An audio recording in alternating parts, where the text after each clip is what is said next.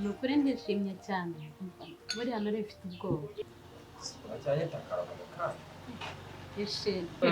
nageraga imbere yawe buriya ntigira seri ariko ubwoba nari mfite nari nzi ko utari bwemere ariko ndishimye ntabwo ushobora kubyumva ishimye rwose mushewe uzanye mu rukundo n'ubundi nta kibazo rwose wigira ikibazo rwose mfite uburenganzira bushoboka nta kibazo ndenda kugukunda nkaguha keya yamaganya yawe agashira wumva se ariko se njye ndumva rero ubonye mbere urukundo n'ubundi twageza hino tukaba rwose twapfa mu bintu byo gukomeza umwe yibanda yirwaza mu buzima apfa wenyine tukaba twageze iminsi hino tukabana ni ukuri nibyo pe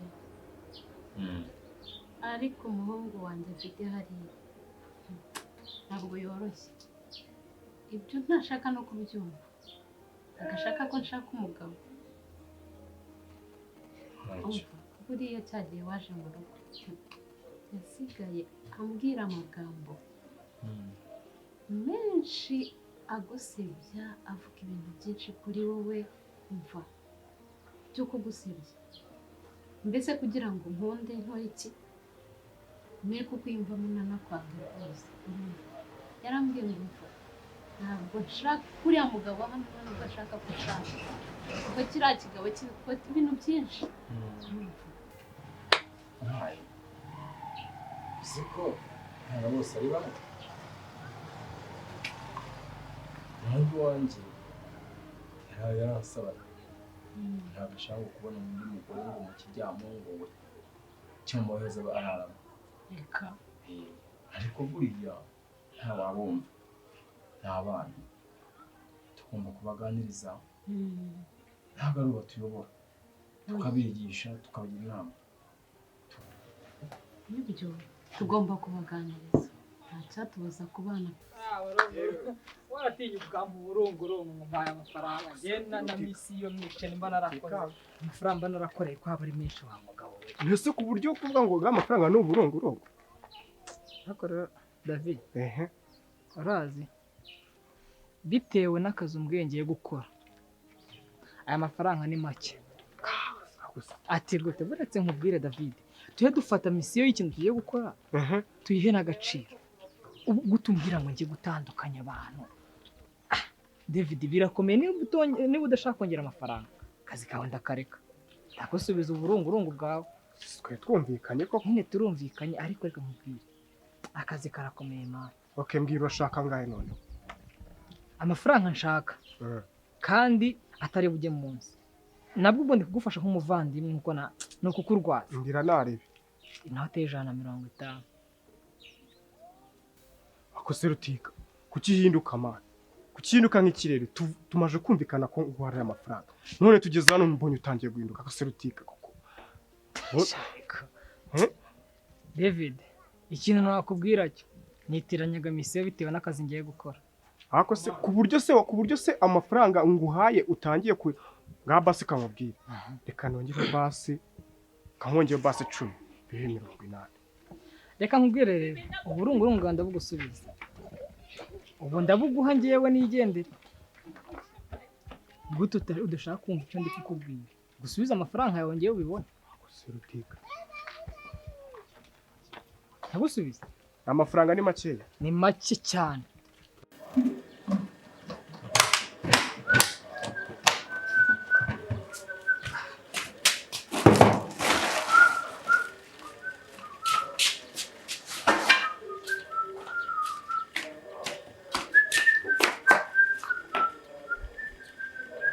Mvaro David nkubwire nitiranyaga akazi uburyo numvaga akazi kameze n'uburyo nashaka amafaranga sanze atari ko bimeze akazi nzajya gushaka abayeda abafundi bakaza ku buryo mama zanatambuka n'abantu bari kubaka bakamuteraho n'igiko iswe yatambuka umweda akamukubita ipiki kugira ngo diripfe umwe muri we yaburirwa irengero none rero bitewe n'ukuntu ugiye gukora akazi niba utujuje inote y'150 akazi kawe ukareke n'ubufaranga bwawe mbugusubiza akose rutika nubundi ibyo nkubwira ni ukuri niba ngewe nzashaka abantu bakamfasha tugakora akazi umbaza akose rutika jya utekereza ko nta kazi ugira uri inyatsi yibereye aho ngaho. Niba ndi inyatsi Utekereze fata ibyawe sha fata amafaranga yawe ngira Utekereze ku mafaranga ndafite nguhaye. n'ubukene bw'amafaranga wowe.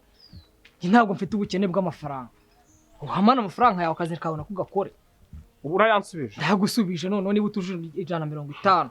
Ko mane byawe sha. Akose koko Rutika. Aha. Uremeye urayansubije. Nguhaye byawe sha. Rutika. Nagufataga nk'inshuti yanjye n'ibintu byose nagukoreye. Kumfasha ikintu kimwe cyonyine nkusabye mu buzima bikakunanira. Urayansubije. Mane buriya akazi jya gatandukanye no kuba wafasha umuntu. Ako Rutika uribuka ibintu byose nagukoreye nkuvana ku muhanda wasinze urabyibuka ibyo bintu byose. Akunyituye kuba utamfashije. Mane tandukanye ibyo n'akazi ariko. Okay basi reka none kubera ko nahuye n'ikibazo cyo gutanga amafaranga nyine mu buryo butandukanye n'amafaranga mfite ubu ngubu. Kangwa 130. Ntabwo bishoboka mane. Azuza amafaranga mukorera akazi. Bishoboka mane. Akazi gatandukanye n'ibyo wagiye unkorera byose ndabyumva pe. Wankoreye ibintu byinshi kandi bitandukanye. None ibyo wankoreye bitandukanye n'akazi uri kumbwira ngo njye kugira gute njye kugukorera. Waramfashe nuko nanjye nagusanga ahantu nkagufasha. Kariya rero si akazi naguhaye n'ubufasha wampaye. David uzuza amafaranga. Nubundi wambwira ko ufite amafaranga. Kibwo wambwira ngo ufite amafaranga, uvuga ngo amafaranga ngo wakora buri kimwe, ngo ariko ngo ibintu bigakunda. Ngare rero ukora buri kimwe, umpaye amafaranga uyuzuze gukorera akazi. Cyangwa se niba wumva bidashoboka, ugende nawe ukikorera. Ntawe amafaranga yawe wayarya, kandi bigakunda. Rutika wamfashije ko. Ariko ndagufasha gute mu gihe utari kuzuza amafaranga? Njye ntabwo njya nkora diro y'ubusa. Nta nubwo njya nkora diro itarimo ikintu kigaragara. Wowe rero mfasha nanjye umpaye amafaranga yuzuye, njye nshaka abantu bamfasha, abayida bafunda bakarani. Buri muntu wese mbona ko afite ubushobozi bwo kumfasha kuri kiriya gikorwa uri muri asaba. Ndabigukorera. Ko Rutika wambabariye ko ukambara ukamfasha ko. Kari we nshuti mfite nagati iki kibazo ukabamo kuntera nabigezanga wambabariye ko. Ariko uri kuvuga akazi uri kumakunda gakomesha ku buryo umbwira ngo ni nkubabare. Rutika 130 urabyanze. David ndayanze bitewe n'akazi uri kuma uburyo gakomeye. Aho windi kukubwira ngo akazi sinzagakora njyenyine. Nzagakora njyenyine nta wundi muntu nzashyiraho birumvikana. Mana uri inshuti yanjye kandi urabizi. Rero wishaka kungora ngo uvuge ngo urame 130 wumve ko nankijije. Ntabwo nkijije. Ntabwo ari inzu ugiye kunshyira arango nyubakire. 130 ntabwo. Ariko David reka nkubwire. Kubera ko mbona wamaramaje kandi nta kintu nawe nagukorera. Turi inshuti. Reka ngufashe none nkurwaze bwanyu. Urwaze bwanyu. Urabumfashije no kuri kwimana. Ngampeze inoti 135. Rutika. Kubera umugambi mfite. Sibyo? Umugambi wo kuba bira bintu bitanu. Ngiye n'ibyo bitanu ndabishaka mbigushyirireho. Amafaranga yuzure bitarenze no ku kimwe ngenda yaguha. Subiza avance yanjye. Kaburongera yisubije kandi. Kandi urajyanya gusubiza kandi n'ubundi yanganye narayongeye kubanza gufata amakano. Ariko nyine nari David wowe nkumva kugufasha sibyo umuvandimwe nkurwaza. Ese nakugira gute kuri umugore wanjye?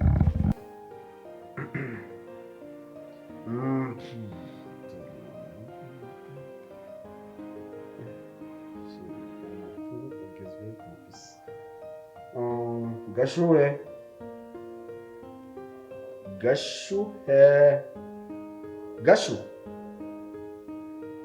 Gashuhe.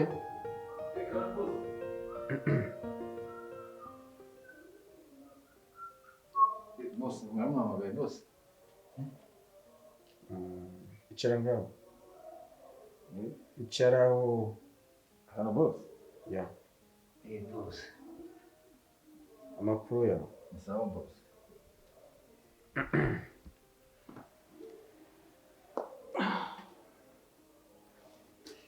Oh God.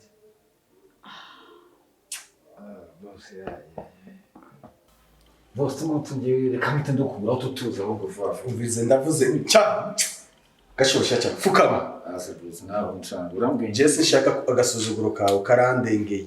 Umviriza karandengeye. Ubundi wo kubera ko stress. Najya guhita mbikorwa. Je naje kubona stress yawe. Makaki, mayibobo. Hasi boss. ejo nakubajije gute ku byerekeye ibyo kurya stock byagenze gute mushi ugira wowe wibaza ko mushi atambwiye amakuru yose je ndagusiga ngaho ugakora buri kintu cyose icyo ushaka cyose umviriza nakubwira Petit ugenda kubwira jewe umubitamo maba kurusa ubanje nawo ibyo kurya wabishize ubanje nawo ori none wowe wisiha ntabwo uri umuntu uravyumva wowe urisiha kene kimeze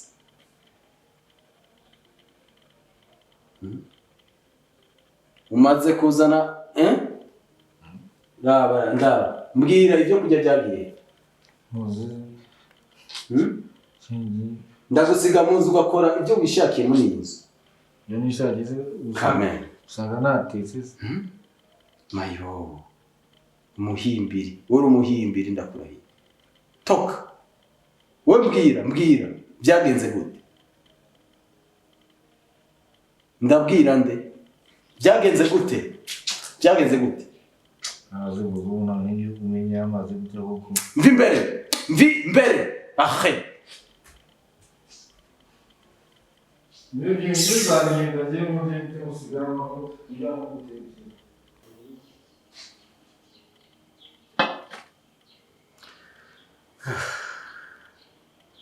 c'est pas possible.